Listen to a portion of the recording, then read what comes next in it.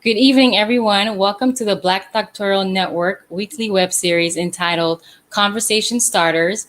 I'm your moderator, Fese Ilonge, and I am thrilled that you all could join us this evening for our topic entitled Exploring Public Health from a Criminal Justice Perspective. Joining us in this conversation this evening, we have three wonderful panelists that will share their insight in regard to this topic. Our first panelist joining us this evening is Dr. Carlene Vincent Robinson, who currently has a doctorate of education from Florida International University. She also has her JD from Louisiana State University, as well as she's an associate teaching professor and associate chair in the Department of Criminology and Criminal Justice at Stephen J. Green School of International and Public Affairs. Her research interests entail academic dishonesty as a form of deviance among students, domestic violence, mass incarceration, race, ethnic relations, and student success initiatives. I welcome you, Dr. Carlene Vincent. Thank you. Our second panelist joining us this evening is Dr. Kenneth Harris Jr., who currently has his PhD in Leadership Studies from Marian University. He's the Assistant Dean of Professional Development and Department Chair of the Bachelor of Science in Justice and Public Policy at Concordia University. He's a retired Milwaukee Police Lieutenant with 27 years in law enforcement and public service. He also has research interests focusing on criminal justice, as well as hiring practices for minority law enforcement officers. I welcome you, Dr. Kenneth Harris Jr. Thank you for having me. Thank you. Our third panelist that will be joining us this evening is Ms. Stephanie Moore, who currently has a Master's of Science from Lindenwood University. She's currently the Correctional Education Site Director at Missouri Eastern Correctional Center and also is an adjunct professor at Lindenwood University. Her research interests focus on public policy, substance use disorder, mental health, and sex offenders. I welcome you this evening. Ms. Moore, how are you? Thank you. I want to go ahead and just jump right into this content, the questions that I have, just to see how you all view a lot of the things that are happening with regard to public health and criminal justice. So the first question that I have is, how would you describe the relationship between public health and the criminal justice system?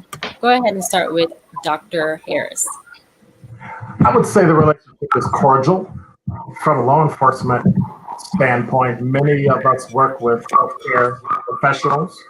We work with those that are in need of mental health issues. And so it's really a good relationship. Like all things, could it be better? I would say definitely, it could definitely be better.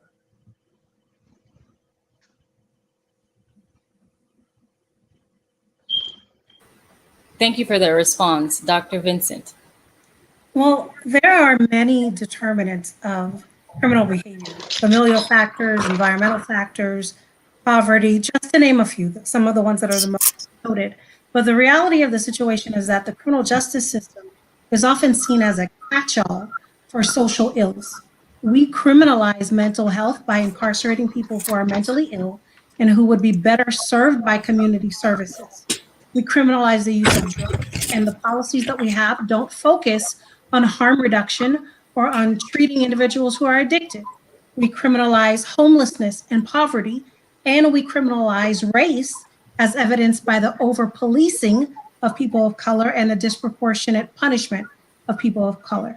So I would say that the relationship is tenuous at best, and it's extremely complex, extremely complicated.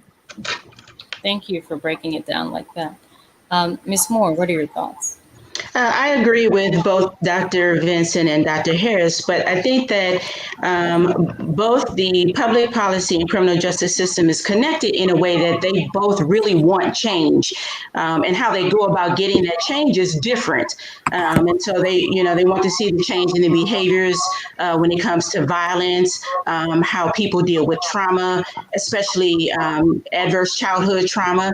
They want to see change in how people deal with their betterment their own mental health, whether it's using substance use to treat that or medicated assisted treatment. Okay. Thank you. I love how you all have described the relationship relatively differently, but all those concepts are definitely intertwined. So the next question that I have is the criminal justice system, as we know, disproportionately impacts African Americans. How does this impact their health outcomes? Dr. Vincent. 1 in 3 Black men is going to spend at some point will be incarcerated in the United States. But to understand how the data affect health outcomes, I think you have to really appreciate the health issues that are experienced by Blacks. For instance, we are more likely to have to deal with hypertension and obesity and all of the consequences of those illnesses. But the Department of Corrections is not equipped to handle people with chronic illness. Access to healthcare is limited. Referrals to physicians or nurse practitioners is limited. There are some prisons and jails that expect inmates to pay for some of the access to healthcare upon their release. And just because they've been released doesn't mean that they have the financial wherewithal to pay for those things. You've got mental health issues from trauma that occurs while you're incarcerated, whether it's physical assault or sexual assault or various forms of mental abuse. And there's another type of, another health outcome, which is problematic for those of us who are outside of the system, and that's state violence that has been legitimated or sanctioned and acted upon at the hands of the state. And we know that Blacks are 2 to 3 times more likely to be killed by law enforcement than our other racial partners. The result of that, however, is increased anxiety and PTSD and depression, things that as a group, we tend to have difficulty addressing. No, thank you for that information. And you just mentioned something very interesting when you stated that a lot of the inmates are actually required to pay for their own healthcare services. Wow. I'm sure if our audience member knew that, I didn't know that, but thank you for sharing that information. Dr. Harris, what are your thoughts? There's so many things within the system that need to change, the subtleties of it. I would have to challenge the belief that more African Americans are being killed. While it is tragic and it's something that definitely needs to change, from 2017 to January 1st, 2017 through July of this year, the amount of people that have been killed over that time is significant, and that roughly 1,300 whites have been shot by police, whereas roughly 788. I'd like to get that number to 0. The problem is African Americans disproportionately live in larger metropolitan areas, so that they have more police, so that there are more things. So if we could move away from percentages and look at actual real numbers, you might get a better look at how the criminal justice system really affects us and things we can do to change it. Like my colleague said, we really have to deconstruct the criminal justice system so that we can make sure that if you, what was the strange one I heard? I'm in Milwaukee County, and we have probably the best justice system in terms of the time you're arrested. We have a speedy trial system where we average about 78 days from arrest to conviction, or let go. But part of the issue we have is that we never really look at the things like while I'm pre-trial, we need an AODA test, and all of a sudden we make the person pay for it. So if I'm incarcerated, why would I have to pay for treatment for myself that you caused me to have? Those are some of the things we have to deconstruct and pull out of the system and figure out an alternate way so that we can have the prison and the criminologist and the law enforcement officer work together. And the issue is that we go so high. We always want to hear from the leader. We always want to hear from the police chief. We always want to hear from the prison warden.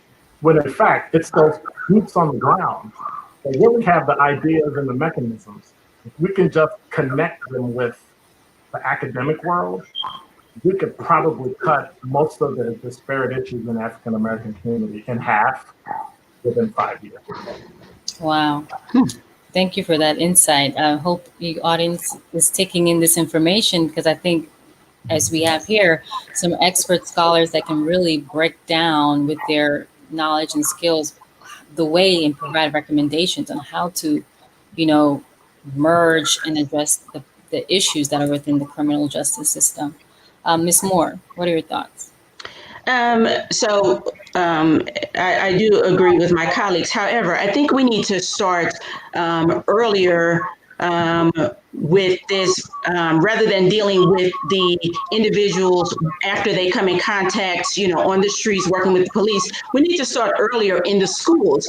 And so oftentimes we find that black and brown children come into contact with law enforcement far more often than Caucasian children or children of other races and cultures, because as they need services, their services, through starting with the schools, their services lead them to the criminal justice system in first contact with police or resource officers, rather than referring them for services that give the family help. And so even as someone who was previously working with the state of Missouri for child welfare services, oftentimes we were our immediate contact with families of who were black and brown were with myself or people like me and police, not necessarily giving resources off the top so that they can get the services they need, so that they can address their mental health issues or whatever other health issues they have. And so when you don't do that, then you have a group of people who then become afraid to even seek help. And so then things kind of fester, and then they go straight and have contact with police, and then they're in the justice system incarcerated. No, thank you. Again, I love how you all have given various different ways on viewing this perspective. We have systemic issues, structural issues within the justice system, as well as looking at it from an angle of prevention before they even enter into the justice system. As we know, we've heard of the school to prison pipeline, which Ms. Moore went into detail about. So the next question that we know, so once, as we know, African Americans, they're targeted more often than other ethnic groups. And once they're in the system, what do you think the impact of public health has on the recidivism rates among African Americans? Dr. Harris. Well, first I'd have to challenge your assumption that they're targeted. I think that there are too many other circumstances that go into that. And I think it's been stated here, there are mental health issues where law enforcement works with crisis intervention, things of that nature. And so along that same line, I think it's important that we remember that we have to create a system after the fact that, well, let me go back. One of the biggest issues I have with the system, let me just be personal.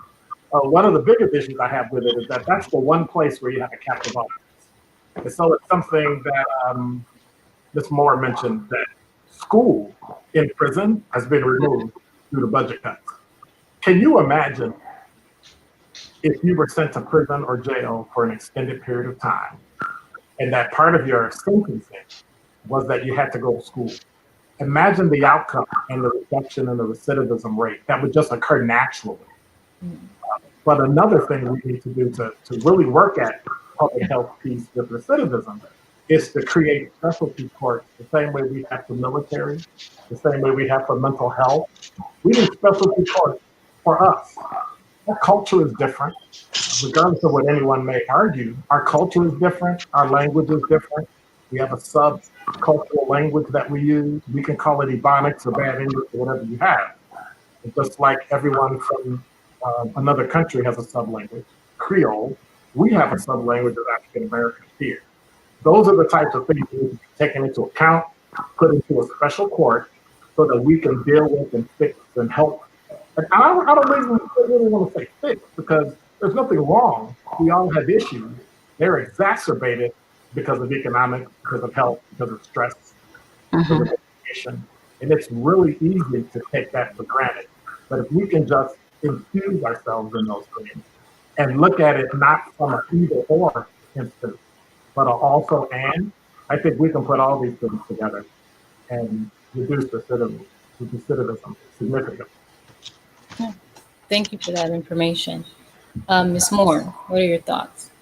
I want to touch on something that Dr. Harris said. So he talked about, how awesome it would be to, be able to,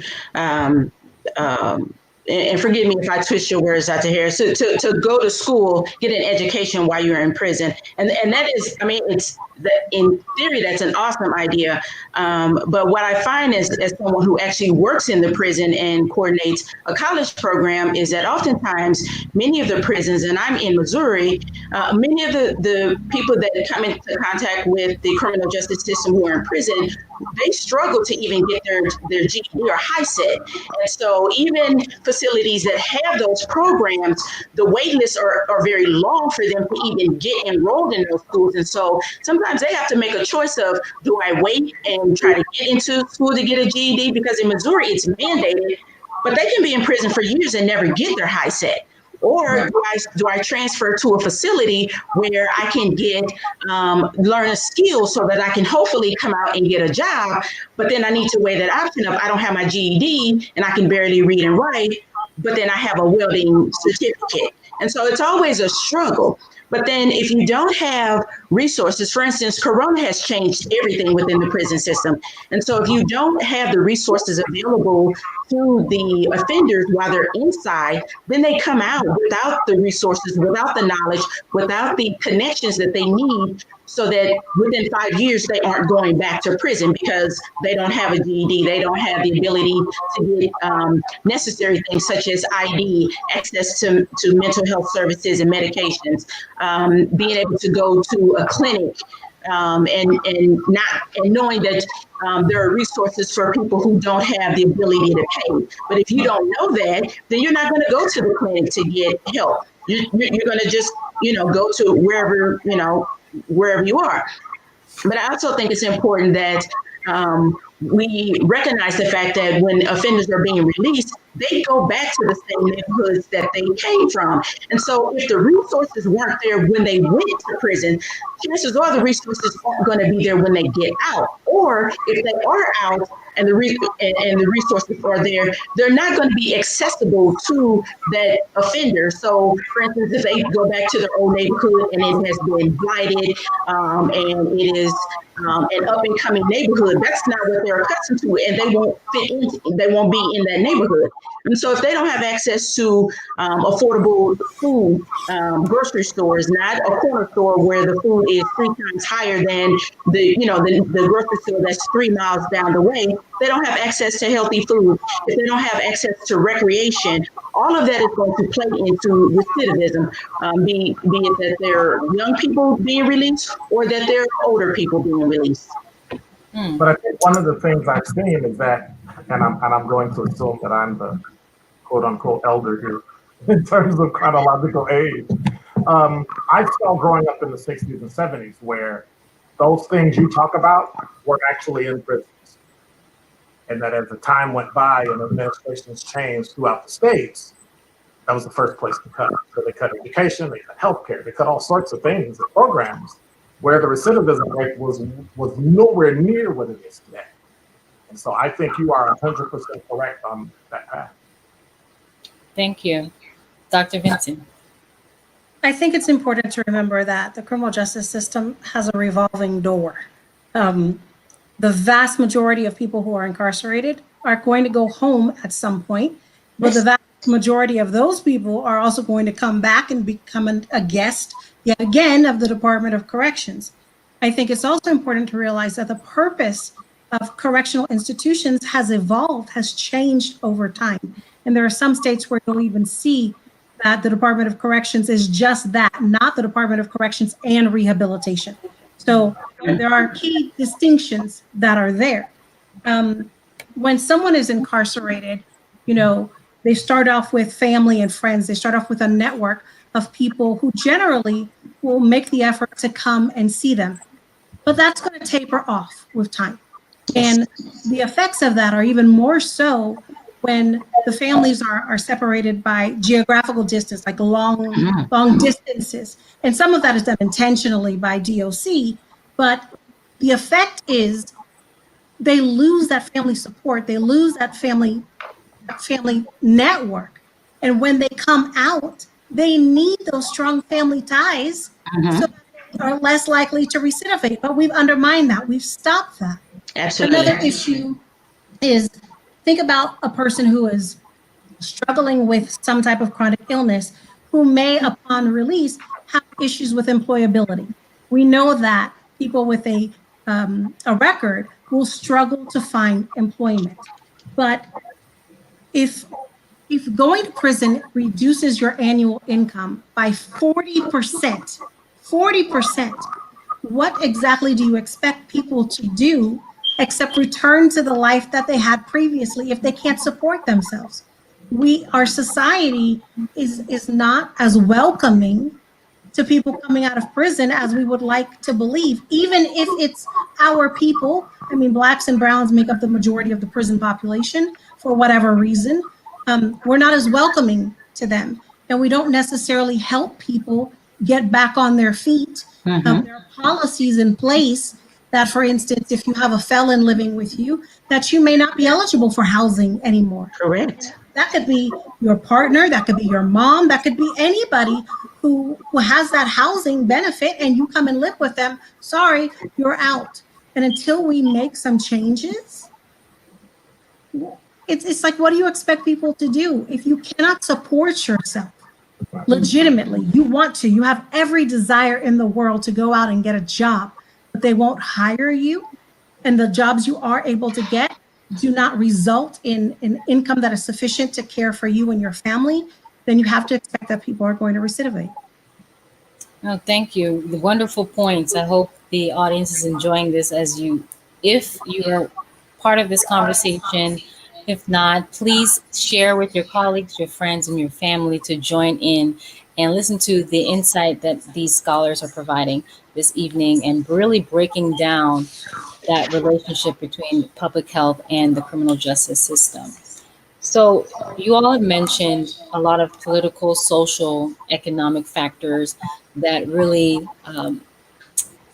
affect or impact the outcomes, as you have stated with regard to the health outcomes. So when we're focusing on the institutional factor, the question that I have for you all is, what resources are necessary for the criminal justice system to deal with the institutional disparities that impact African Americans?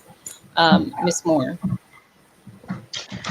I think oftentimes, and this is just an I statement, I think that sometimes those who are in leadership capacities in the criminal justice system are not connected to the resources that are needed for those who are impacted by the criminal justice system. And so you oftentimes, for instance, if you are an agency that provides case management services, you may not be necessarily aware of how different the different cultures in the communities, how they operate. And so, whereas you may go to a home of a Black and brown family and everybody drinks and smokes, but they have children, and that's not something that you're accustomed to, or you don't know how to deal with that. You don't know how to provide resources or even to know what resources to ask that family needs. And so I think that oftentimes we have people who are kind of in their own bubble and they stay there. And so being in that bubble does not allow them the opportunities to ask the right questions or even feel comfortable to deal with Black and brown families, but then the Black and brown families don't feel safe in asking for the help and the services that they need. And so when you're dealing with situations like that, you end up with you end up with an environment of us against them, the criminal justice system against the community, and nobody works together. And I believe the key is to work together on all components so that in the end, we have a safer community, whether that person has been incarcerated or not. We have a welcoming community, whether that person has been incarcerated or not. And we have a community that provides resources and services for that person who has been incarcerated. Thank you. Dr. Vincent. We need to put our money where our mouth is. Really, Absolutely. simply. We need to spend money on reducing or mitigating the factors that lead to criminal behavior to begin with. We need diversionary programs. We need specialty courts, drug courts, and mental health courts, just like Dr. Harris mentioned. We have to educate our constituency. We need to do research that is cross-disciplinary, because we need people from public health to join us in criminal justice, to join leadership. Everyone needs to be working together. Inside of the prison system, we need things such as better nutrition for inmates, obviously access to health care, but what about access to broad range vocational programs so that these individuals can get a job in an industry that will support them when they do come out of the facility.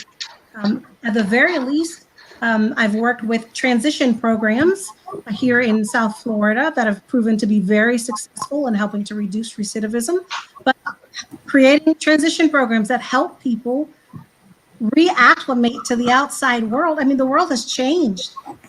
I've met with men who were in prison since King was assassinated or since Kennedy was assassinated. And the way the cars move is different today than when they were in the 1960s. And somebody might be afraid to cross the street because when they went to prison, it was one lane in each direction, and now it's 4 lanes in each direction. So you have to give them the tools so that they can succeed on the outside. So if we're really talking about making improvement, dealing with these disparities, you got to put your money where your mouth is. Put the money into the system to help people so that they don't recidivate when they come out. Thank you for those points. Dr. Harris. I like to take a little different turn because I think we put, and this will sound strange, but it's really not. I think we put too much money into the system, and I think we need to put the money where they are. In that the government has proven that it's not a great employer or a service provider. We see that with the veterans, we see that with prisons, we see that with police, we see that with fire. So I think what needs to happen is, there was an example here in Milwaukee and we had a meeting with some federal legislators with the Milwaukee Urban League about 4 or 5 years ago. And one of the astonishing things that can be done that is so simple is we have these programs, as Dr. Vincent talked about, but I have to go through the entire program in order to get help. Meanwhile, I have a person that wants to hire me in a suburb 15 miles away. So what do I really need as a resource? Yeah, I know you want me to teach me about budgeting, you want to teach me about clothing and caring for myself and interviewing and all those, but now I have a job, right? So what I really need is a car. So if I can verify with the business that they're going to hire you and that you have a job, instead of me walking you through a 15 or 20 week program that I eventually lose the job because I can't stay in the program, but I can't get the resources because I'm in my job, just buy them a car. Private sector can do that significantly more efficient. And we've got I think the African American community can be efficient in running a nonprofit to be able to facilitate that. I think we just need to get those resources. And again, I applaud everyone. It's about the money. You keep talking about resources, but I never really see any money trickle down. Every single administration, I don't care who it is, Republican, Democrat, Independent, it's always talk, but we never quite see the money come down. Thank you for that. I think we have a question from one of our audience members here. The question is, who are the police accountable to on a public / community level? Why is it okay for police to investigate police? So I can start with Dr. Harris. Shocking. So it's important for police to investigate police because I can tell when the police are lying. I know what it takes to do the job. I know what it takes, how long it takes. I know the shortcuts you might take. I know the way you think. The same way doctors investigate doctors. The same way nurses investigate nurses. The same way lawyers have an ethics board. It's while people make the assumption, we talk about, for instance, lawyers. Oh, they're bad and they're ambulance chasing and they're this and that. But in the end, 99.9% of all lawyers are not going to let you tarnish their reputation by doing something wrong. And law enforcement is no different. I think what has to happen is people have to be taught what the policies are and what the process is so they can go along with the police during the investigation and not taint it in any way. So if we really need to catch this person and put them in jail, we do so. And I have to candidly say, I've testified against law enforcement officers and they have gone to jail. And so it's not that they're not out there, it's that we have to make sure that there's authenticity and that it has to be open so that people, once it's done, people understand. I think what happens is the public is into a common sense justice where they just think it sounds right and it looks right. That's what it should be. But there's so many federal laws and state laws that it differs from state to state. And so in order to investigate the police, I think we need to include civilians as well. And we need to include other professionals. But it's difficult to make a decision, let's say, about lawyers, because I'm not a trained, legal researcher or lawyer. So it would be difficult for the public without training to be able to investigate the police. Thank you for your response and breaking that down. Dr. Vincent, any thoughts about the comment? I'm not sure. This is a good question because theoretically, you would expect law enforcement to be accountable to the community, to the public that they serve. But there's often a perceived lack of transparency with law enforcement.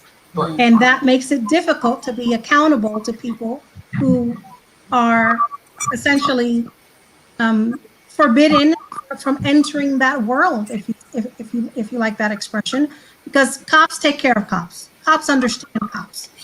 Cops know how they've been trained, but the public doesn't know how they've been trained. And we talk about this all the time in my classes in terms of excessive use of force. A law enforcement professional in Florida, if they draw their weapon, and many will say that they've never had to draw their weapon, but if they do, they have to be prepared to use it. And if they use it, it's not what you see on television. They're not going to shoot you in your shoulder to make you drop a firearm. They're not going to shoot you in your leg to make you stop running. But if you approach that officer with anything that can be perceived as a weapon, you have to expect them to shoot you center mass and empty the clip that they're carrying. That is how they're trained. But the public doesn't know how they're trained. And so we keep, the people in the community keep saying, oh my God, that's excessive use of force, that's excessive use of force, but it's a training issue. And if we knew about the training, we would understand more of why law enforcement do the things that they do. Now, the other side of that is, I'm not a cop, but being a cop is an extremely dangerous, high-stress job where they are making decisions in an instant like this. Like, you can't, as a police officer, and I'm sure Dr. Harris will attest to this, you can't sit there and play out all the various scenarios for half an hour before you take action. They have to take some type of action. And I would agree with him that all professions require people within that profession to investigate them. But we would like to see civilian investigative panels. But here, the police are fighting that. They don't want that at all because they believe we are not, our reasonableness standard is very different as a civilian than it is for a police officer. Correct. I don't know what else to say aside from that. Thank you. No, thank you for your thoughts. Ms. Moore, what are your thoughts?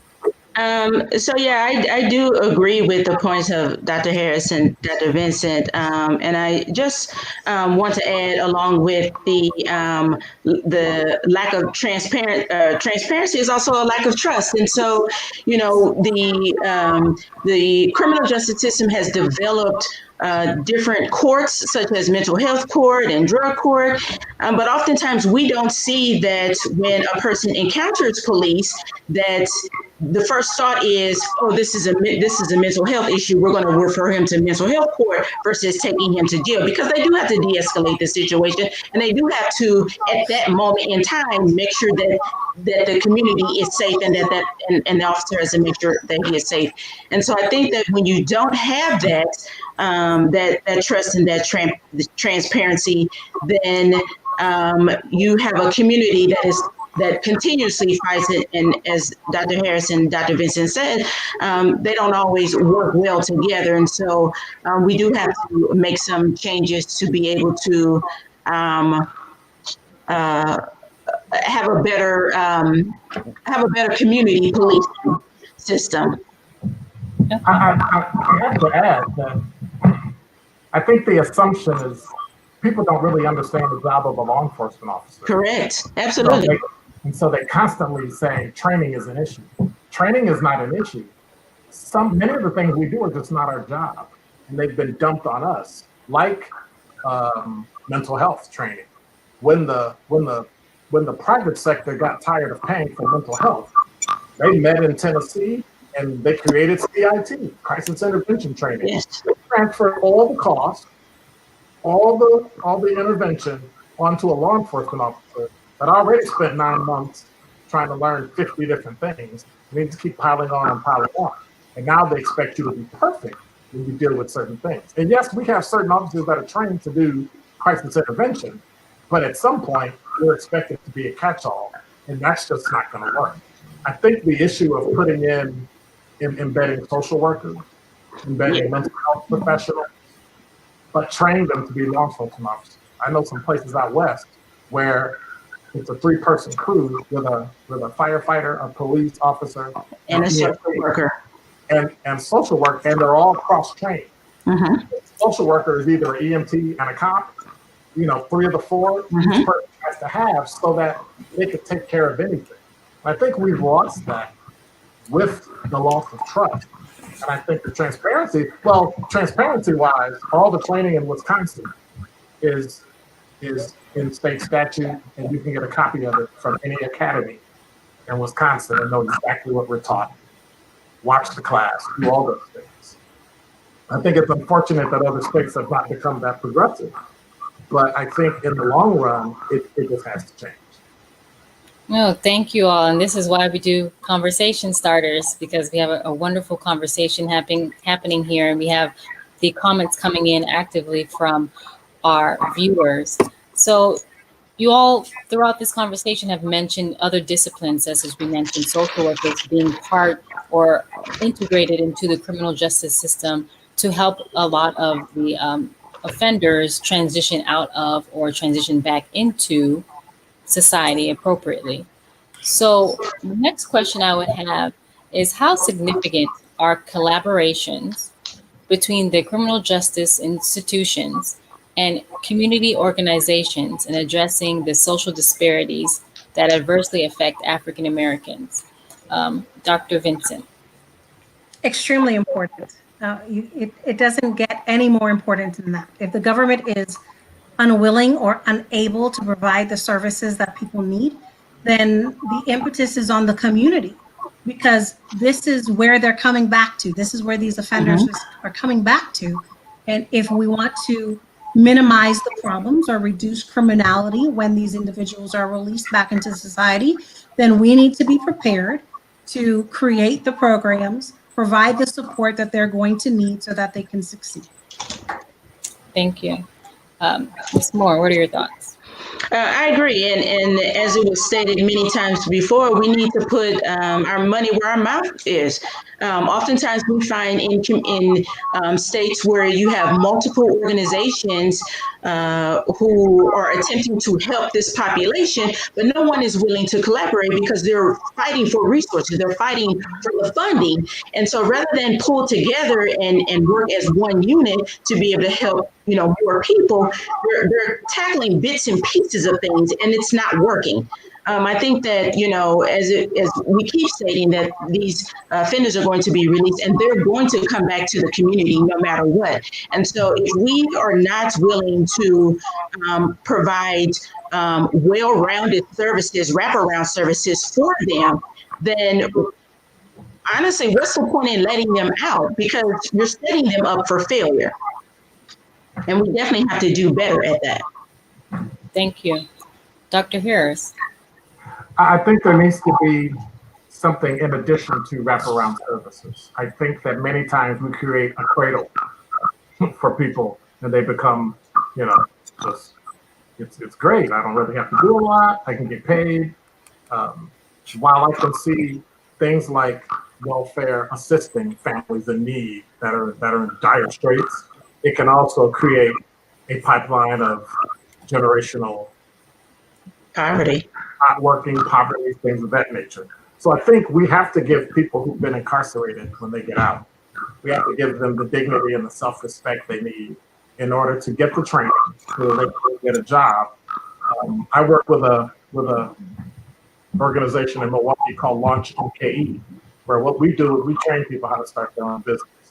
I recognize that while everybody's trying to teach everybody how to start a business and scale up and go to generator this and whatever beta that, it comes down to you need a really good side hustle, just like you did in college, just like you did. And if you have a felony, there are dozens of things you can do outside, from the trades to cutting grass to snow. It seems small, but I know of people who were felons who now have multi-million-dollar businesses because they simply built up their side hustle. And so that has to start with the dignity and the self-respect. And I think that's something that community organizations and institutions have to give someone leaving prison. Mm-hmm. It is not a death sentence. It is not I'm a felon. The problem I have with the whole felony tag, even in law enforcement, is that in the state of Wisconsin, dog napping and cat napping are felonies. Mm. We have to really, really look at the statutes that are on the books in some of these states, especially southern states, that we haven't quite gotten around, the ability to change this statute because it was meant specifically for African Americans and slaves. You have to make some significant changes. That means starting with your legislature, starting with your city council, and work your way up. No, thank you for that. This is a lot of good information you're teaching me. I hope the audience members are learning from what all you all are providing in regards to your perspectives. So I want to move into a bit more focusing on policies. How does the implementation of drug policies, such as the decriminalization or legalization of marijuana, impact African Americans?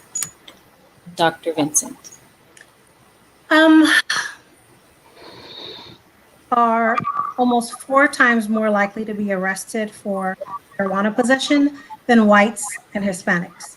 And we've seen a move to the decriminalization of possession, but that just means that Blacks aren't being arrested as much or as frequently as they were for this particular crime. Mm-hmm. But it doesn't mean that they're not being arrested for sales or distribution or for manufacturing. It's the area of focus has changed. It's shifted. That's the issue. I think that if we understand that drug policy reforms affect different races differently, then that's the first step for us. We know that there are going to be certain things that are going to target African Americans more so than other groups. Our history, our laws in this country have historically been racist in nature or racial in nature. Mm-hmm. Look at the crack cocaine disparity. Look at the Marijuana Tax Act that targeted Mexicans. Look at the opium laws that targeted the Japanese. This is what we do. This is what our country has always done. But this idea of decriminalization is a step in the right direction because drug crimes, and I'm not trying to say that they're petty at all, but when you look at crimes, there are some of them that are more serious than others. Our attention needs to be redirected to the things that are much more serious. And with the drugs, focus on harm reduction, focus on treatment, treat these individuals a different way than the ones that you want to see incarcerated for the long term. No, thank you for your perspective, Dr. Vincent. Ms. Moore. Absolutely. And I think oftentimes we forget that a lot of times the people are people self-medicate. And so if we are going to really take that step to decriminalize and legalize things such as marijuana, and as Dr. Vincent said, it doesn't mean they're not going to be arrested. It doesn't mean they're not going to continue to come in contact with law enforcement. I think it's going to be heightened on the other end in a different factor. And so I think we have to take a look at what we're going to do to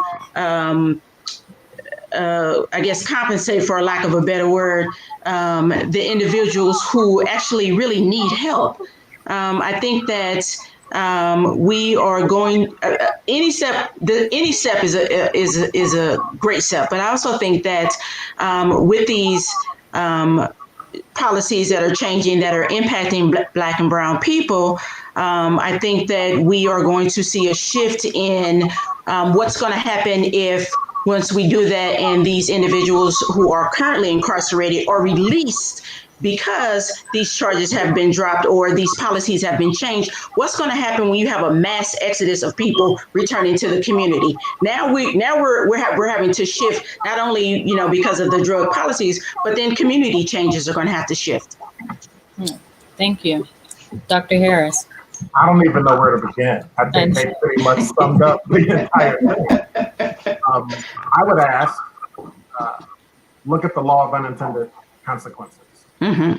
So alcohol only became legal because the government couldn't fight it, right?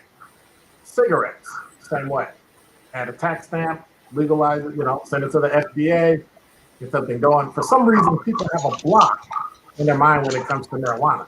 I don't smoke marijuana, but it's never going to change any of the laws, because all the laws say that if you're operating while under the influence of an intoxicant or other drug, that includes marijuana. So I don't really know how legalizing it is going to just, oh my gosh, it's really bad.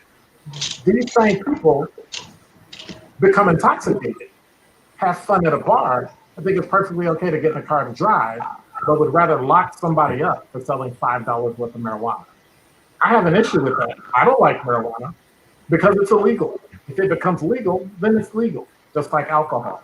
But I think what happens is now we're creating an even deeper, and I think Ms. Moore alluded to it, now we're creating a deeper chasm of people who, I haven't thought this through, so don't hold me to it. The fact that we're creating a chasm of people who now can't earn any money, don't have any education, have nothing else to do, and now I legalize something that they don't even have the ability to open a store and sell that they used to sell illegally. What happens to them?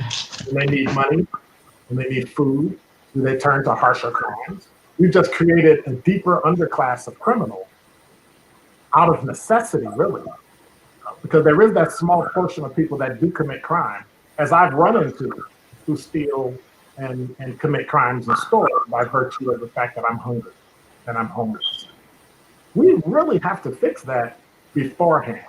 I suggest we do what's called a pre-mortem, right? Instead of a post-mortem like we always do and try to fix stuff after it's broken.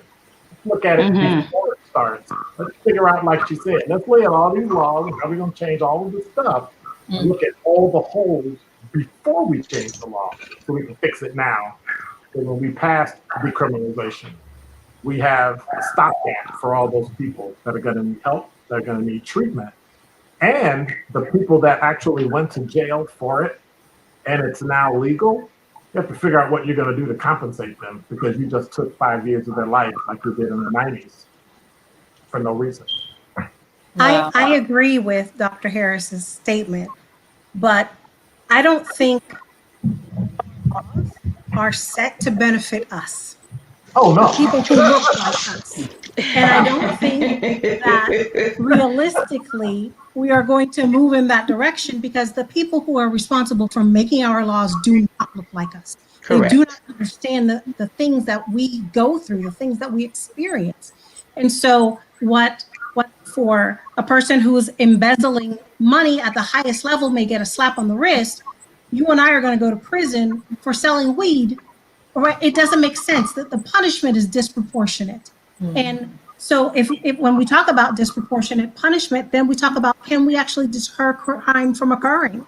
Beccaria, and I'm really getting into my teaching mode, Cesar Beccaria came and said that for punishment to be a deterrent, it needs to be swift, it needs to be certain, and it needs to be appropriate. And we don't do any of that. So the thing that my God, it doesn't make sense to me. Well, thank you. Yeah. Thank you for putting that out there. Have you ever had to arrest somebody knowing that what you're doing it doesn't even make any sense? So I'm going to actually take you to jail and process you for a felony or a misdemeanor for something. If you were 2 miles that way in a suburb, you would get a municipal citation. Yep. It just doesn't make any sense. No, thank you all for breaking it down. I think when we look at the criminal justice system, I don't think a lot of people really understand the little details and the provisions and the criterias and how things are worded specifically to oppress, unfortunately, certain populations, and African Americans being one of them. So thank you all for really highlighting that information. I think we have another audience question that has just come in. What are your thoughts on the Ban the Box campaign? Also, should ex-offenders only be able to state their criminal past for jobs that are related to their prior crimes? Let's see, Dr. Vincent. I think that banning the box should occur, but after a certain amount of time. I think if the crime is very recent, or if it is particularly egregious, that like a murder conviction, for instance, then perhaps we should still have the box. But the box shouldn't be available to everyone forever. Our hope is that people are rehabilitated, that people change at some point in time. And continuing to drag their past with them causes employers to say, wait a minute, if you committed a robbery or a burglary, I don't want you working in my store. I don't want you dealing with clients or dealing with customers. We're not giving people the opportunity to advance in society, or as Dr. Harris said, we're not giving them the dignity that we would want or expect ourselves. So the box has a purpose. It definitely has a purpose. But I would say after 5 years, 7 years, enough with the box. The box should go away because the implications of the box are lifelong. They don't go anywhere. In terms of ex-offenders being able to state their criminal past for jobs that are related to their prior crimes, I don't know if society as a whole will trust an offender to reveal that type of information. And we're putting a lot of trust in people. Some of us are cynics. Some of us don't give that trust that easily. And so there's a requirement, and the requirement, it has its purposes. If you are bringing somebody into your home, do you want to know if they've ever committed a crime? Or if you are putting your child in a program, do you want to know, have they ever committed a crime against children? There are some crimes that I think we need to have that kind of access, that kind of information. But there are others, like the marijuana drug possession, that doesn't warrant having a box for the rest of your life. Yeah, thank you for your thoughts, Dr. Vincent. Dr. Harris. All I can say is ditto. That's it. I'm done. It just makes sense. I mean, at some point, we need term limits for your criminal past. If you committed a homicide, and we actually know you committed, like sometimes we commit homicides and they're mitigated because I was defending someone and there was actually one accident. I get that. There needs to be some type of term limit on if you've committed a crime. I mean, every other organization that I know of that you can join has a term limit. If it was more than X number of years, 5, 7, 10, depending on the crime, you should probably let it go. If you're a thief and you haven't stolen anything in 10 years, I'm pretty sure you're probably not going to steal again. I wouldn't make it 3. I might not make it 5, but I would get it so that you've been in a situation enough where you've had the opportunity to commit the crime again and you did not. I don't see any reason to put a term on it. Well, thank you. Ms. Moore. Yeah, I agree. And just to kind of piggyback on something that Dr. Harris said, it's all about having dignity and respect. Oftentimes, offenders are released and jobs or people in the community say, he's a felon, he's this, he's that. He's not. He's Mr. Harris, she's Miss Vincent. They have names, they have, they have their dignity. And so I think we have to kind of switch from saying that they're a felon to they have a felony background. And so banning the box allows them to, one, get their foot in the door, because when they're inside and they're working really hard to try to make some changes so that they can be better on the outside, if the first thing that you see is this box and you know that you're not going to be hired because you have that, then I think that's a problem. I also think that, as we shift to a better community and to be able to provide for people with criminal backgrounds, I think that we definitely don't want someone who, as say this, if you have a history of perpetrating on children, you don't want them, in roles where they're taking care of children. But I also think that we have to be open to, if you are a company who has a need and it has a need to be filled, that you're okay with someone with a felony background working for you, not at a bank and they were a bank robber, but they've served their time. Like, how much longer do we hold a foot on their neck because they have a felony background? They come out, they're on probation for 5, 6, 7 years. At what point do we say they've done their time? Now we need to see how well they function in society. I think Ms. Moore made a very important point. If we've released somebody from the system, it's because they paid their debt to society. Absolutely. They fulfilled the terms of their punishment. Having them check the box is an extended form of punishment. How long does it last? Because if you want to punish them, leave them where they're at, because that's all we do is punish people. We don't rehabilitate people.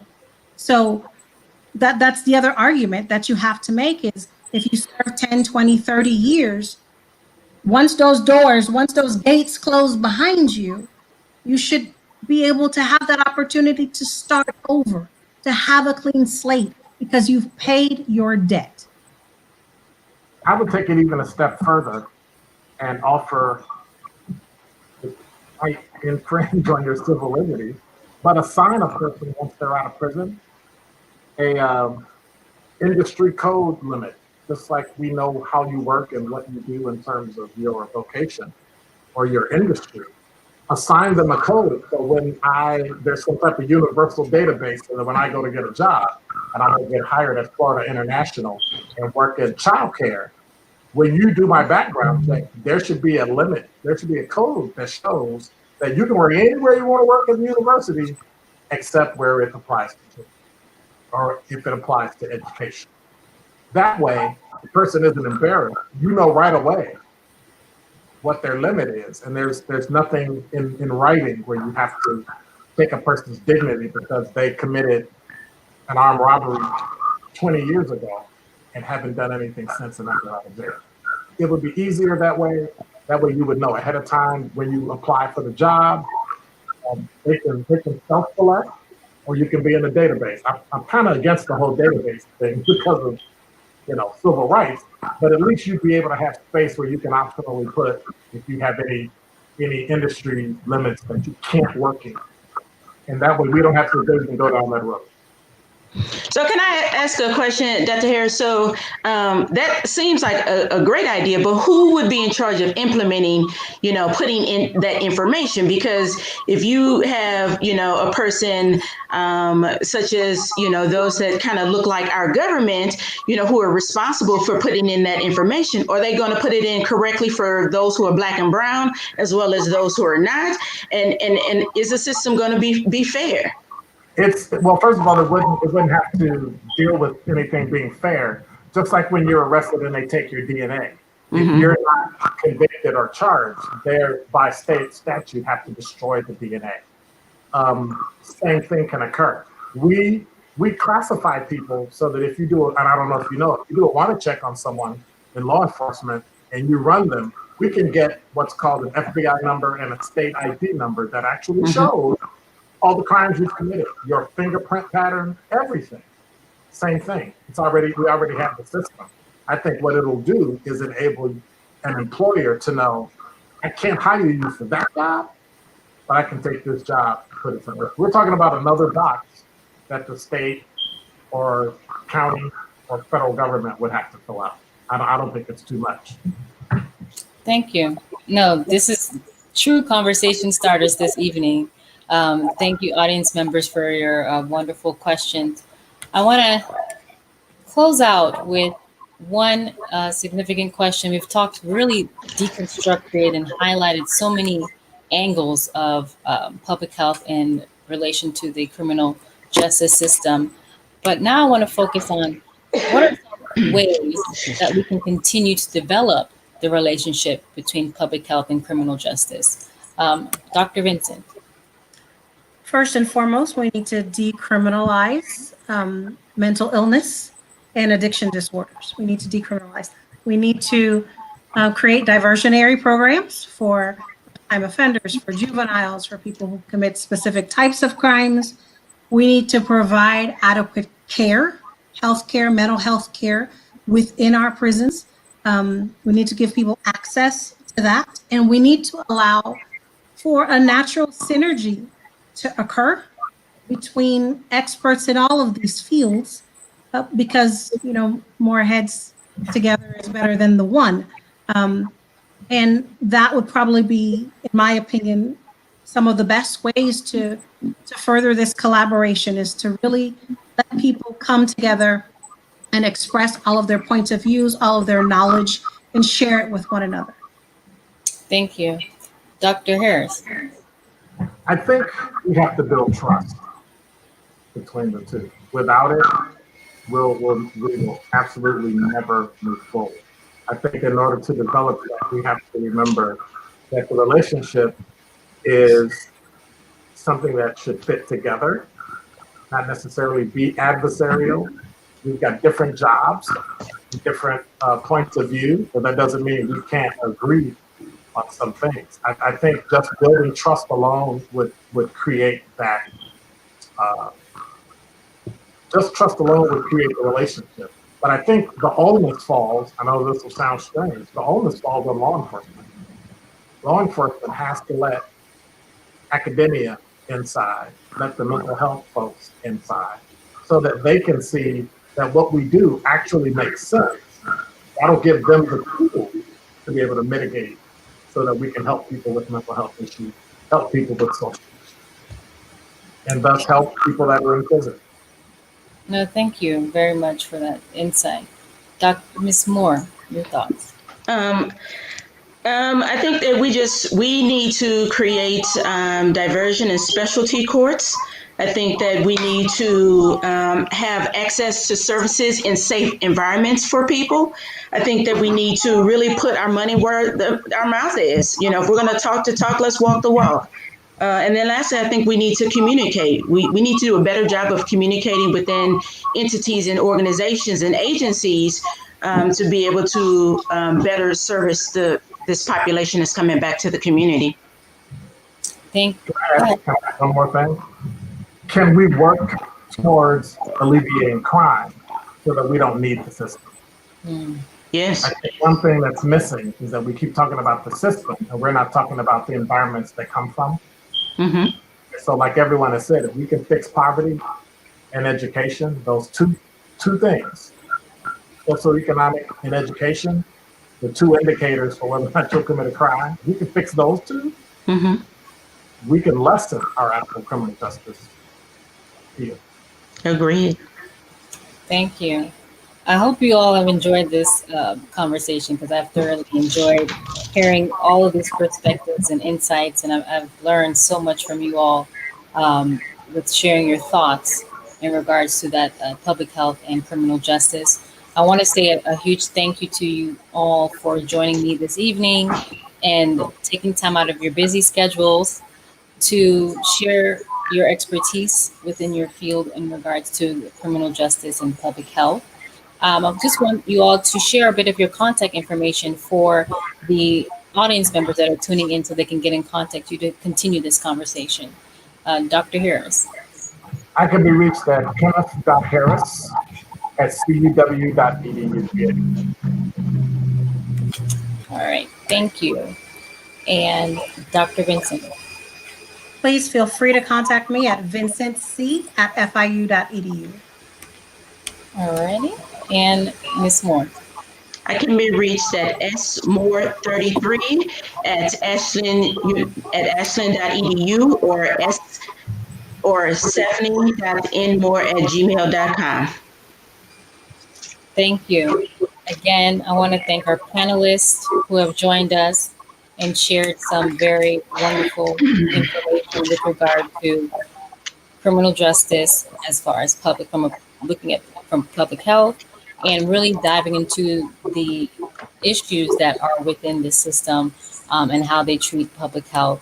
And for anyone who wants to hear more of these topics, please follow us on Black Doctoral Network on Facebook, or you can go to our website at blackphdnetwork.org.